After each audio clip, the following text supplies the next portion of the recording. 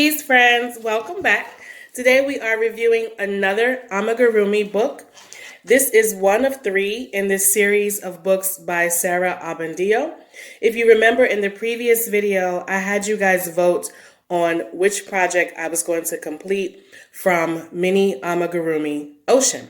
So now we are reviewing Amigurumi Birds, and I'm going to use the wheel to help us pick the project. So let's get started.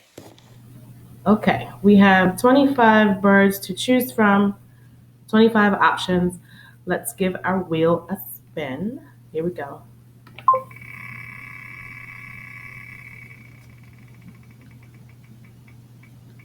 And what we got? The ostrich. Cool.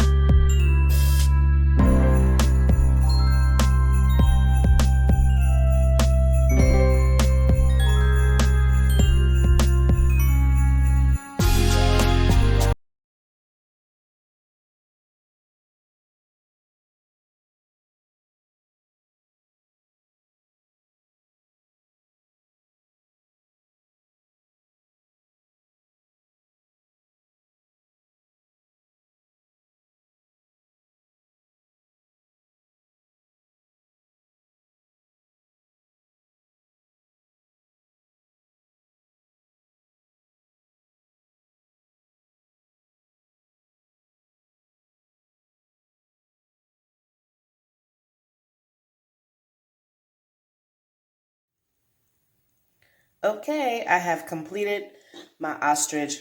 And before I show you that, let me just go through the book with you. So this is a hardcover book, very sturdy. It's very small and compact, so you can carry it with you if you're someone who likes to crochet as you travel, as you move around and you're out of the house. Maybe you like to go to the park and crochet, or you have projects that you work on when you're in the car. Okay, here is the inside cover, and it shows you what all the birds look like from the patterns. And I'm just going to show you really quickly. I picked up this book because I wanted to do the peacock, and I am going to do it. So that'll be my next pattern here. I just love peacocks, and I'm very interested to see how she does the tail feathers here. The patterns were easy to follow. I will tell you, before I spun the wheel for the project that we were going to do, I wanted to do the swan. Let me see if oh, there he is. I wanted to do the swan, and I started it, and these stitches here, I don't like when I have to, like the body was completed first, and then I had to go in and do these cluster of stitches in the front loops. And so I had to turn the bird upside down, and it was just really difficult to get my crochet hook into the loops and to put, 5 stitches into one loop. That's usually not so much of an issue when I'm working left to right, in a horizontal pattern. But because this was in the round, it was difficult to hold the bird and then, also work the stitches. So that's the only complaint that I have, but that's just me. That's just my personal preference. Otherwise, the patterns in the book were easy to follow, the ones that I did do. And let me show you. Here in the back, she gives you some ideas of what you can do with the completed amigurumi birds. You can turn it into a keychain. These are really cute. So here we have the bat and one of the penguins, puffins. Now let's go back to the actual pattern I did. Or did I want to show you something else? Okay, so here's the puffin. And just like the other book, she gives you examples of what the animal will look like if you choose to use a bulky yarn and a bigger hook. So you could definitely take this same pattern and turn it into a bigger plushie. If plushies are your thing, I could easily see these being really cute at a market. If you're vending and you're selling your plushies, this would be an excellent book to get some patterns from for that. Okay. So now let us look at what we made. And here is the ostrich. Isn't he cute? So I used cotton yarn. All of this is cotton yarn, except for the beak, because I didn't have cotton in this color. So this is a low pill acrylic, okay? And this is what happened when let me tell you, when I did the ostrich, and it almost happened with this bird too. What happens is she suggests that you put your safety eyes in when you finish round 5 and round 6, right? So what happened is I put them in the first time, and I started working the rest of his head, and then I realized that the eyes were on the back of the head and not the front. So that was confusing to me. So when I started the ostrich, I decided, okay, I'm going to work down the head until I get maybe down here, and then I can clearly see which part is the front and which part is the back based on this curve. And so once I did that, then I knew, okay, I need to put the eyes up here. So that's what happened. So now they are in the correct place, and They're facing forward on the front of the head. I did the beak. The beak is cute. And I love the fact that it has this kind of little hook here, so it looks more realistic, like a real bird's beak. And we used a puff stitch here in the 2 feathers on the side and in the tail feathers. And he is just cute. And look at his little feet. I'm starting to really I like doing amigurumi. You know, I just have to find something to do with him. But he is cute. Right now, he's sitting on my desk. And that's enough, right? Okay. So anyway, the book is cute. It's fun. If you're into making plushies, if you want to keep them the same size and turn them into little, maybe some stocking stuffers for the holidays, you could certainly make a whole bunch of these, give them to kids. A lot of times when I review the crochet books, I will say, you know, if you are a homeschool parent, if you are a teacher, or if you're in some type of community center where you interact with kids, maybe you're teaching crochet to kids, I think kids would love these. If you can teach them how to make these, you will keep them busy for hours, I'm telling you.